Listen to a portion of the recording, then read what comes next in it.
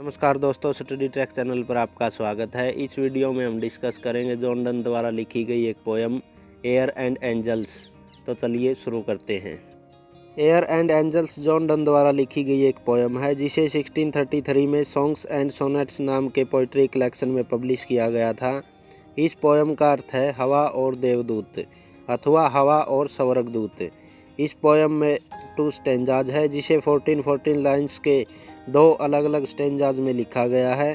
पहले स्टेंजा की rhyme scheme A B B A B, A C D D E E E है तथा दूसरे स्टेंजा की कोई पूर्ण राइम स्कीम नहीं है।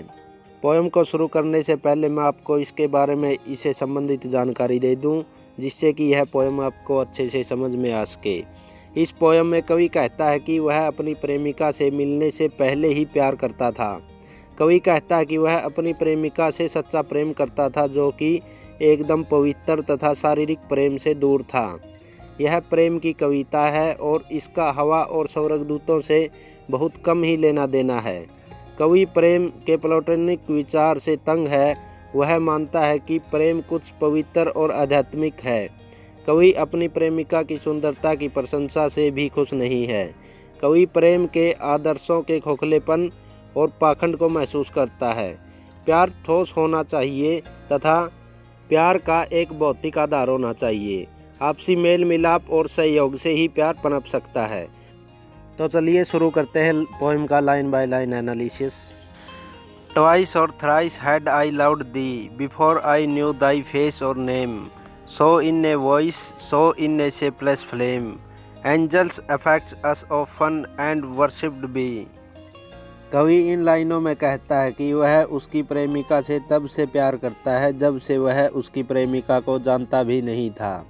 उसने अपनी प्रेमिका से एक बार नहीं बल्कि 2-3 बार प्यार किया है और उसका प्रेम कई गुना विश्वसनीयता देता है।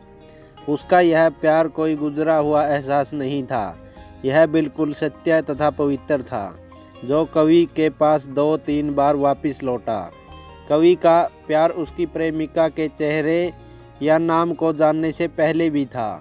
कवि अपने प्रेम के रूप के बारे में किसी निष्कर्ष पर पहुंचता है। वह अपनी प्रेमिका की भावनाओं को इस तरह जोड़ता है कि स्वर्गदूत अथवा भगवान के दूत हमें प्रभावित करते हैं। उनका प्रेम एक आवाज़ तथा एक आकारहीन आग की तरह है। कवि अपनी भावनाओं को तथा अपनी प्रेमिका के प्यार की शक्ति को स्वर्गदूतों के रहस्यों और उनके हमेशा बदलते रूप में दर्शाता है। जैसे स्वर्गदूतों की पूजा की जाती है जबकि उन्हें देखा नहीं जाता, उसी तरह उनके प्यार की भी सराहना करनी चाहिए। हो सकता है कि कवि की प्रेमिका कवि के प्रेम को न देख पाए। इसका मतलब यह नहीं है कि कवि का प्रेम वहाँ नहीं है। Still when to where thou wert I came, some lovely glorious nothing I did see, but since my soul whose child love is, takes limbs of flesh and else could nothing do, more subtle than the parent is, love must not be but take a body too। इन लाइनों में कवि कहता है कि वह अपनी प्रेमिका को प्रेम के माध्यम से याद करता था। कवि अपनी प्रेमिका तथा खुद वहाँ मौजूद है और देखने योग्य है, लेकिन दोनों के बीच प्यार देखना असंभव है। कवि अपने प्रेम तथा उसकी प्रेमिका के शरीर के बीच संबंध की बात करते हुए कहता है कि प्रेम उनकी आत्मा की संतान जैसा है। खुद को जानने के लिए अथवा प्रेम के लिए शरीर का होना बहुत ज़रूरी है।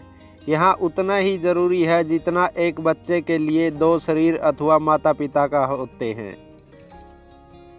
And therefore what thou wert and who, I bid love ask and now, that it assume thy body I allow, and fix itself in thy lip eye and brow।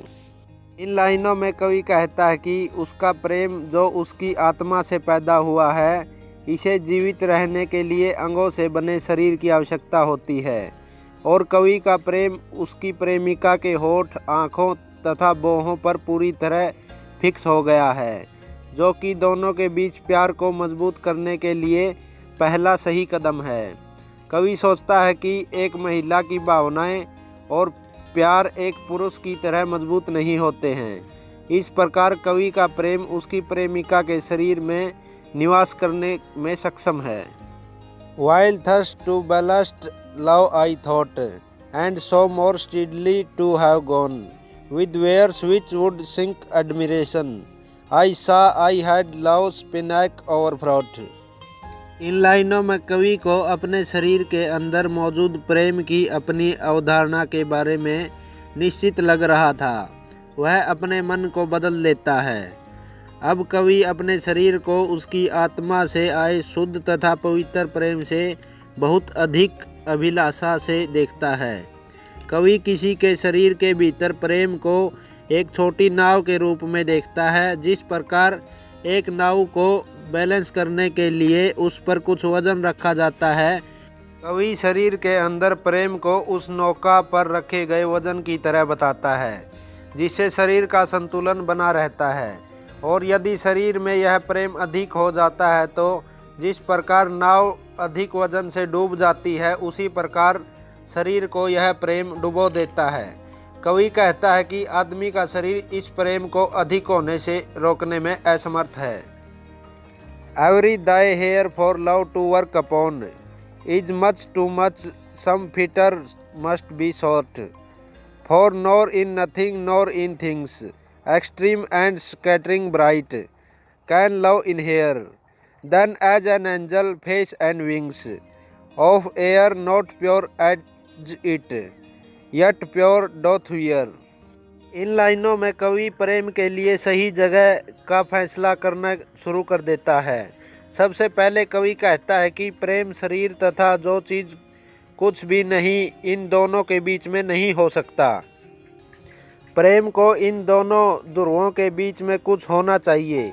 कवि कहता है कि प्रेम स्वर्गदूतों अथवा भगवान के दूतों की तरह है, लेकिन इसकी शुरुआत मानव आत्मा से होती है। इसका मतलब कि यह कभी भी एक या दूसरे में नहीं रह पाएगा। इसे स्थिर करने के लिए कोई उपाय होना चाहिए। So thy love may be my love's fear, just such disparity as is twixt air and angel's purity, twixt woman's love and man's will ever be। अंत में इन लाइनों में कवि कहता है कि प्रेम का स्थान एक गोलाकार है। कवि की प्रेमिका के प्रेम को खुद को घेरने की ज़रूरत है। इस प्रेम का एक महिला तथा एक पुरुष को मिलाकर संतुलन बनाया जा सकता है। कवि कहता है कि उसका प्रेम उसके और उसकी प्रेमिका के बीच मौजूद रहेगा। कवि तथा उसकी प्रेमिका को एक सत्य आने से उनका प्रेम और मजबूत होगा। इसका मतलब यह नहीं है कि वे पूरी तरह एक जैसे हैं। कवि तथा उसकी प्रेमिका के बीच एक असमानता और है, जैसे स्वर्गदूतों और हवा के बीच हमेशा अंतर रहता है। इसी के साथ ही यह पोएम कंप्लीट होती है। यदि आपको वीडियो अच्छी लगी हो तो लाइक शेयर कमेंट ज़रूर करें, और ऐसी ही स्टडी रिलेटेड वीडियोज़ को देखने के लिए हमारे चैनल स्टडी ट्रैक को सब्सक्राइब कर लें। साथ ही बेल आइकन को ऑन कर दें ताकि हमारी वीडियोज़ का नोटिफिकेशन आपको सबसे पहले मिल सके। धन्यवाद। So thy love may be my love's fear, just such disparity as is twixt air